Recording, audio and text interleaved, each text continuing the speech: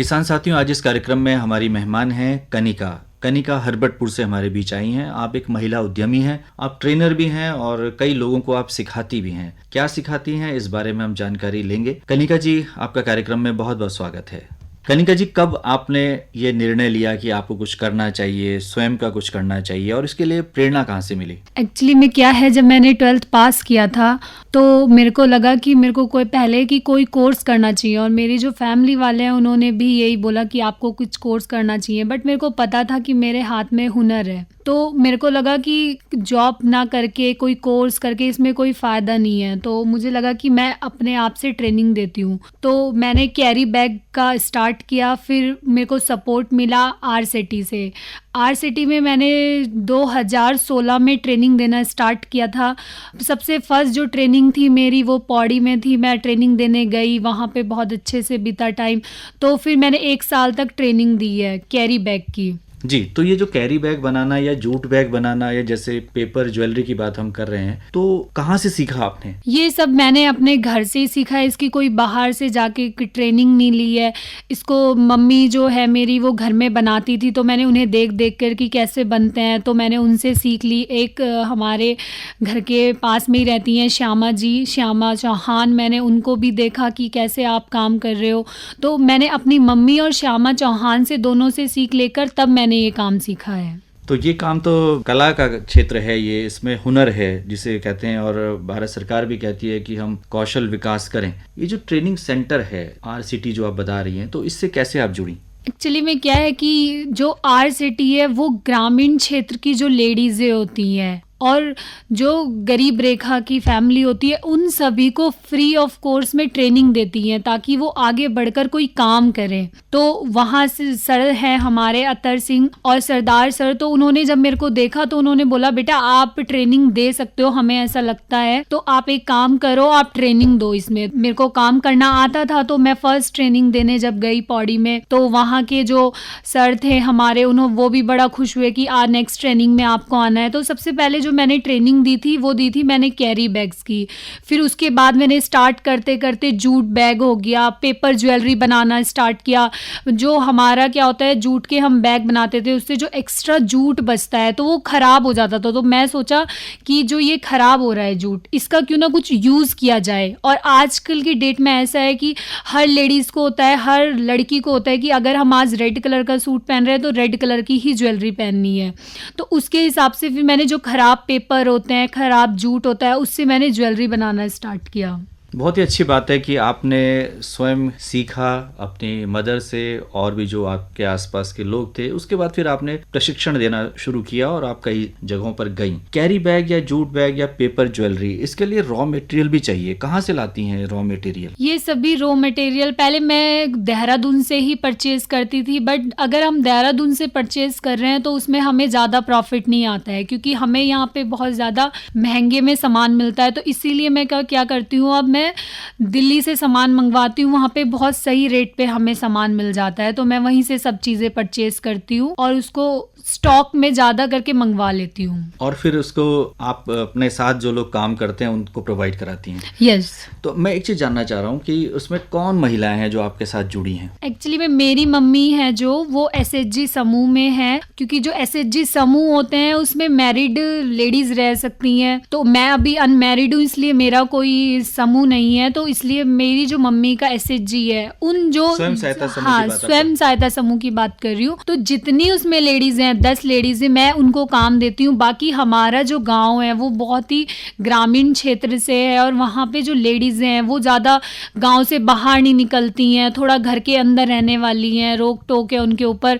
तो उनका ये होता है कि हमें घर में ही कुछ काम मिल जाए, तो हमने क्या कर रखा है, उनको मैं घर पर ही काम देती हूँ। और भी ऐसे बहुत सारे समूह हैं जो हमारे साथ मिले हुए हैं और हम एक साथ मिलजुल कर ही काम करते हैं। बहुत ही अच्छी बात है, आप एक उदाहरण है सबके लिए कि आप किस तरह से औरों को कार्य दे रही हैं, उनको काम दे रही हैं, और फिर उनकी भी अर्निंग हो रही है। मार्केटिंग कैसे करती हैं आप? मार्केटिंग हम एक सबसे पहली बात तो ये है कि हमारे जो देहरादून है, देहरादून में, पौड़ी में, पूरे उत्तराखंड में जितने SHG हैं उन सब लेडीज़ों को हम बहुत अच्छे से जानते हैं, और हम जैसे एक परिवार का हिस्सा हैं, सब एक फैमिली है।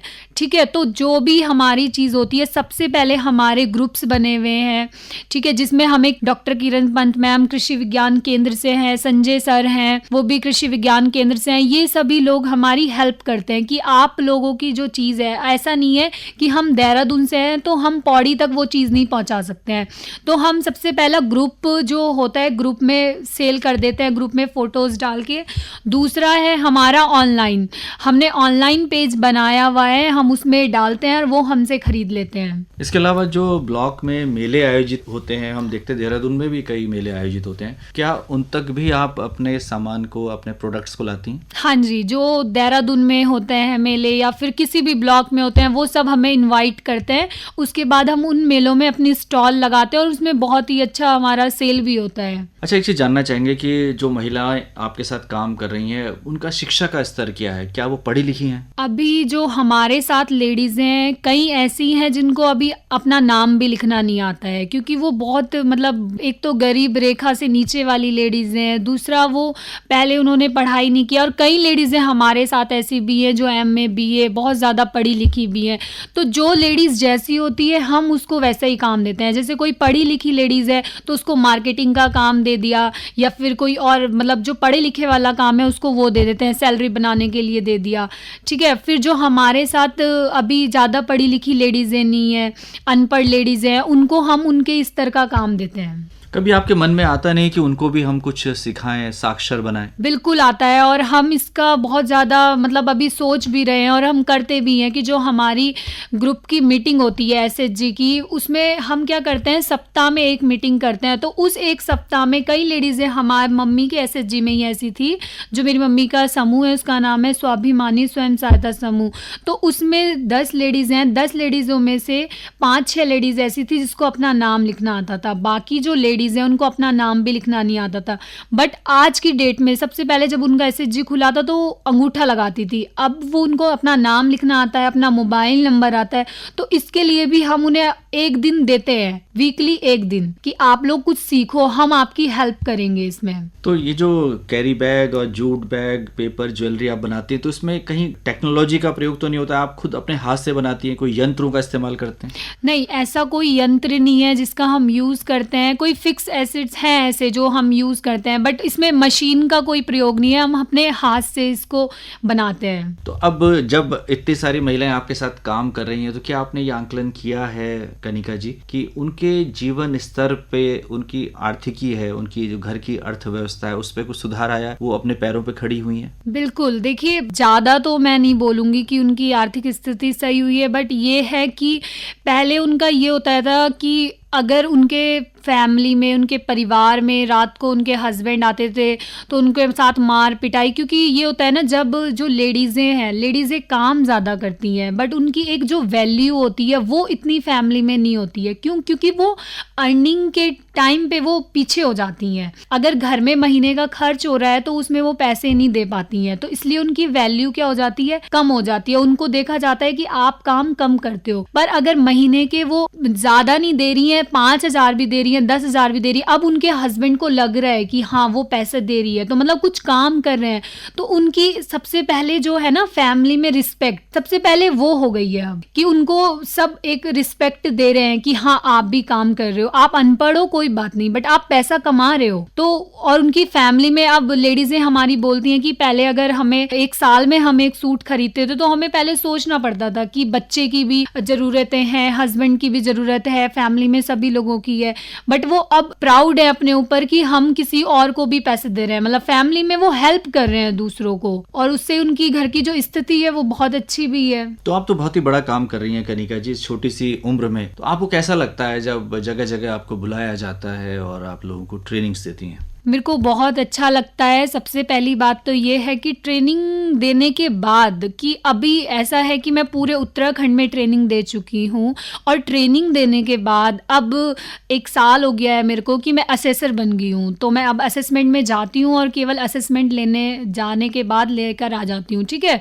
तो सबसे अच्छा हमें ये लगता है कि अगर अभी मेरे को कोई बोलता है कि आपको पौड़ी जाना है, तो पौड़ी में ऐसा 1 या 2 आदमी तो मेरे को मिलेंगे जो मेरे को जानते बोलते हैं। तो ऐसा पूरे उत्तराखंड में ऐसा एक भी जगह नहीं होगी जहाँ पे मैं नहीं गई हूँ या फिर मेरा कोई जानने वाला नहीं है, और वो एक रिस्पेक्ट देते हैं हमें कि मैम आप आए हो, और मतलब वो जान के बहुत अच्छा लगता है कि आपने हमें काम सिखाया, आज की डेट में हम काम कर रहे हैं, तो वो लोग याद भी करते हैं हमें। और इसी चीज़ को जब मैं देखती हूँ तो मुझे बहुत अच्छा भी लगता है कि अभी मेरी, बोलते हैं ना कि एज से कोई बड़ा नहीं होता। अगर आप ऐसा कोई काम कर रहे हो जिससे आप बड़े बनते हो या जिससे आपकी वजह से किसी की भी लाइफ में एक छोटा सा भी सुधार आ जाए, तो वो सबसे बड़ी बात होती है। जी, तो ये बहुत अच्छी बात है, आप इस तरह से लोगों के जीवन में सुधार ला रही हैं और उनको स्वावलंबी बना रही हैं, उनको आर्थिक रूप से मजबूत बना रही हैं। तो महिलाओं से क्या कहना चाहेंगी जो इस कार्यक्रम को सुन रही हैं कि वो भी आगे आकर कुछ ना कुछ कर सकती हैं?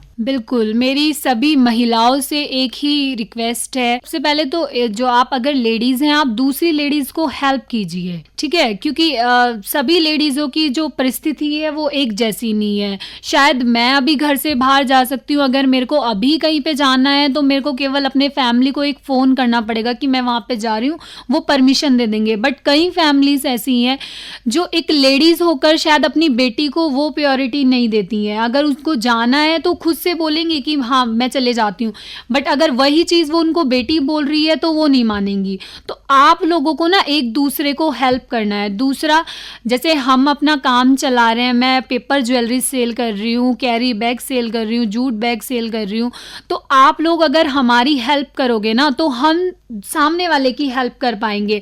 और आप केवल मेरी हेल्प नहीं कर रहे हो, जो लेडीज़ें मेरे साथ जुड़ी हुई हैं इतनी सारी, और बहुत ही गरीब रेखा से हैं, वो ना गांव के क्षेत्र से हैं, आप उन सब की हेल्प कर रहे हो। तो कनिका जी, आप इसी तरह से आगे बढ़ती रहें और महिलाओं को स्वावलंबी बनाती रहें। आज आप आकाशवाणी के स्टूडियोज में आई और आपने बहुत ही महत्वपूर्ण जानकारी हमारे साथ साझा की। निश्चित तौर पर इस बातचीत का लाभ हमारे जो श्रोता हैं वो उसका लाभ उठाएंगे और अपने जीवन में कुछ ना कुछ वो सुधार करेंगे। आपका आकाशवाणी स्टूडियोज आने पर बहुत बहुत आभार, बहुत बहुत धन्यवाद।